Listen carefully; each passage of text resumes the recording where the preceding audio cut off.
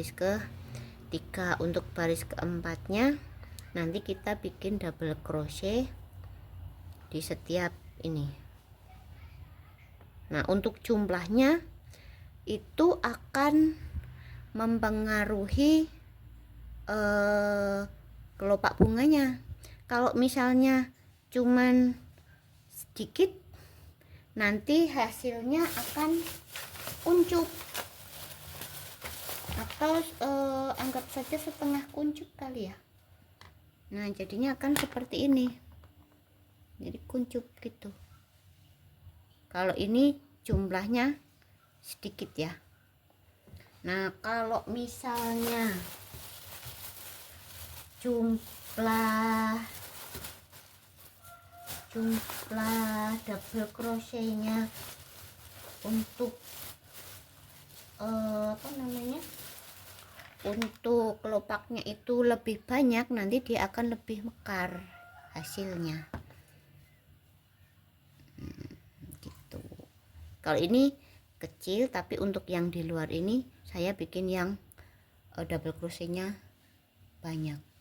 Jadi ini sebenarnya lebih ke kesukaan atau kebutuhan masing-masing ya.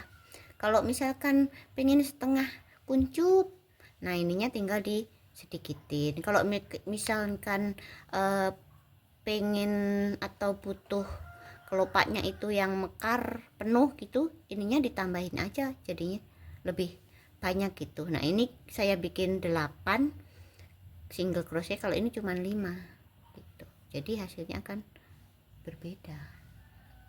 Jadi semakin sedikit double crochet yang dibuat dalam satu lubang ini, nanti hasilnya akan lebih kuncup. Kalau semakin banyak double crochet yang kita isiin di sini, nanti hasilnya akan lebih mekar gitu. Nah, kita coba ya. Kita untuk di sini misalkan kita bikin yang sedikit ya. Nah, nanti untuk yang beberapa lubang ini mungkin 3 atau 4, kita bikin yang double crochetnya banyak.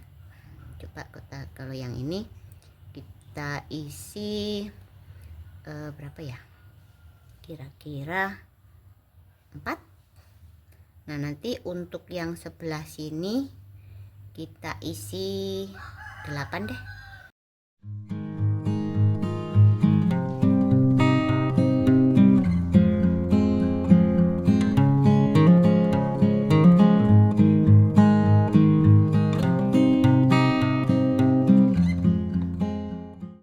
Kita bikin rantai dulu ya.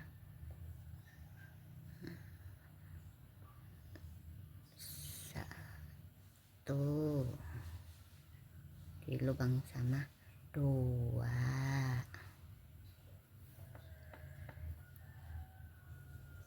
3, 4. Coba kita 4 aja ya. 4.